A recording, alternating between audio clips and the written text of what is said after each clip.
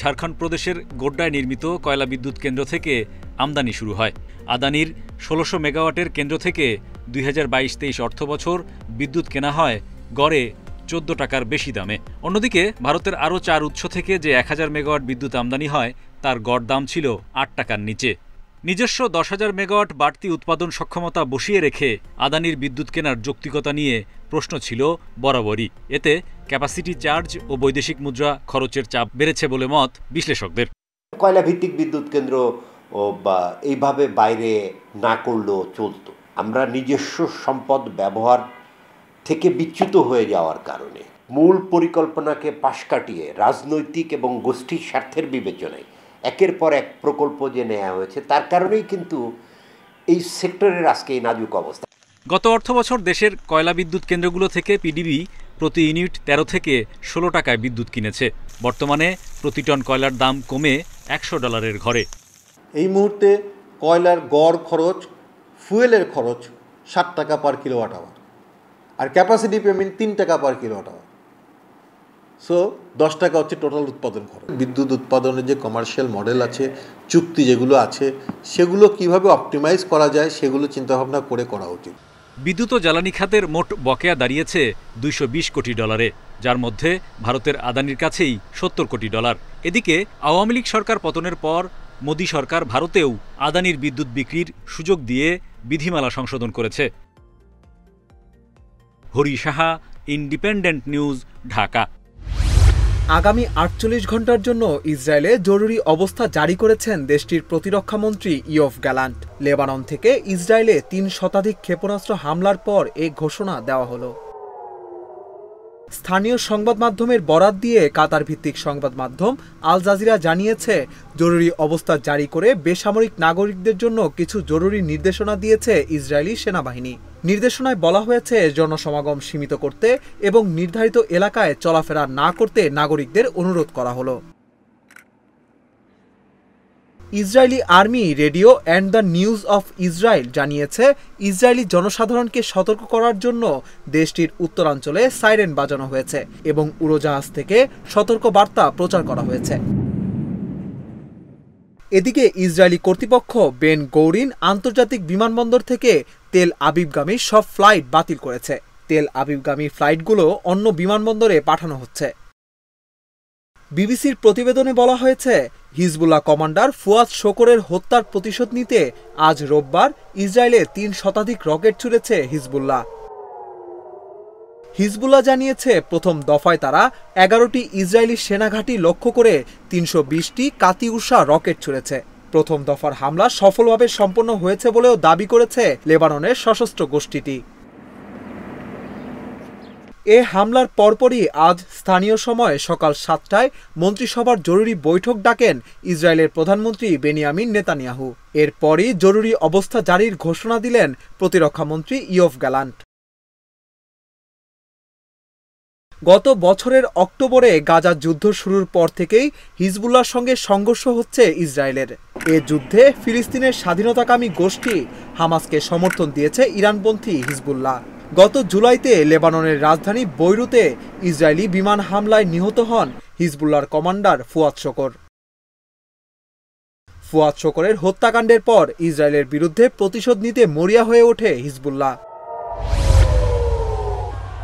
২০০৩ সালে যে জয় আসতে পারত মুলতানে, ২১ বছর পর সেটা এলো রাওয়ালপিন্ডিতে। ১০ উইকেটের দাপুটে জয়ের মাহাত্ম্যই অন্যরকম।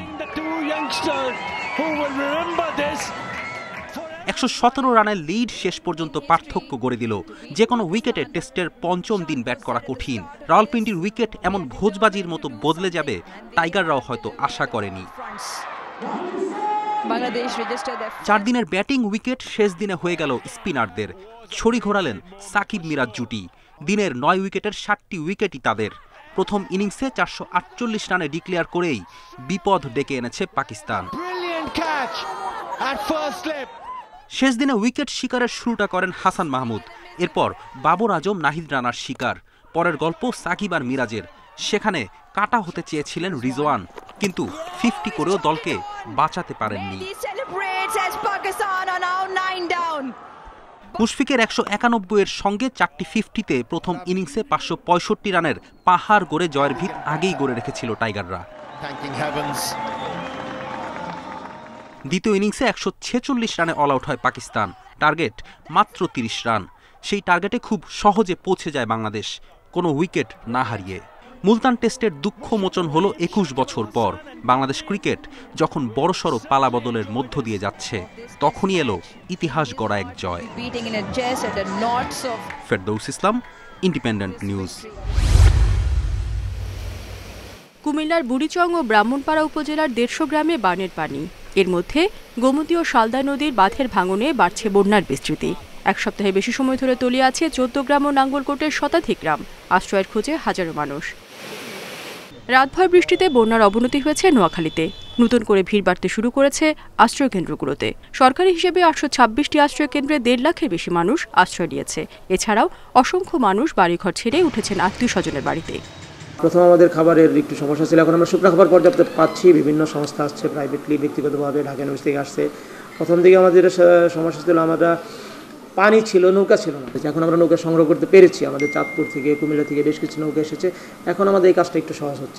লক্ষ্মীপুরেও রাতভর বৃষ্টিতে শনিবারের তুলনায় 2 থেকে 3 ফুট পর্যন্ত পানি বেড়েছে লোকালয়ে। পানিবন্দী প্রায় 7.5 লাখ মানুষ।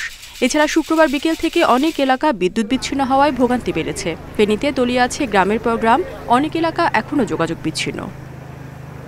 এক একটা ওয়ার্ডে মনে করেন আপনার 3-4 ফুট পানি আজকে রাত্রে অতিরিক্ত জমে গেছে। অনেক বাড়ি পানিতে ভাসি গেছে এবং কি চলাচল করতে অনেক অসুবিধা হইতেছে। এদিকে লক্ষ্মীপুর, নোয়াখালী থেকে বন্যার পানি ঢুকতে শুরু করেছে চাঁদপুরের শাহরাস্তি ও হাজীগঞ্জ উপজেলার দক্ষিণ অংশে। এর মধ্যে পানিবন্দী হয়ে পড়েছে 50,000। এছাড়া ফরিদগঞ্জ উপজেলায় সেচ প্রকল্পের বেড়িবাঁধ উপচে 6 দিন ধরে জলাবদ্ধতায় নাকাল অর্ধলক্ষাধিক মানুষ।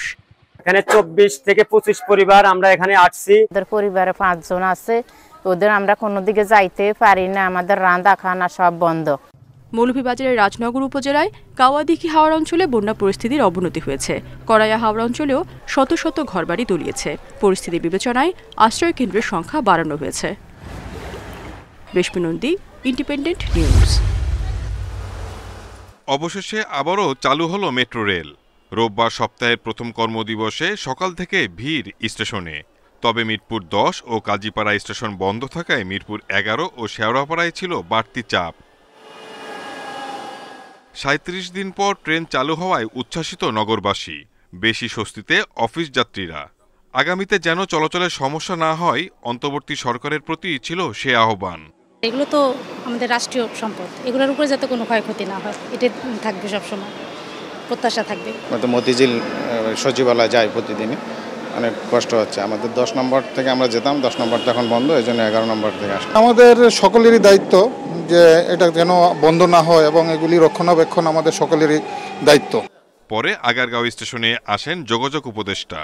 সাংবাদিকদের জানান, চলাচল নিরবিচ্ছিন্ন রাখতে মেট্রো রেলকে জরুরি সেবা ঘোষণা করা হবে। আর বন্ধ থাকা মিরপুর 10 ও কাজীপাড়া স্টেশন প্রসঙ্গে বলেন, 1 বছরের কম সময়েই চালু হবে। মেট্রো রেলকে আমরা একটা এসেনশিয়াল সার্ভিস হিসেবে ঘোষণা করব, যাতে এটা ইচ্ছা করলে কেউ এটাকে সার্ভিস ব্যাহত করতে না পারে। রাষ্ট্রীয় সম্পদ ধ্বংস করার যে চেষ্টা, এগুলোর বিরুদ্ধে আপনার একটা জনমত গড়ে তুলতে হবে। কোটা সংস্কার আন্দোলনের সময় 18 জুলাই বিকেল 5টা থেকে মেট্রো রেল চলাচল বন্ধ করে কর্তৃপক্ষ। Shahid Ahmed, independent news, Dhaka.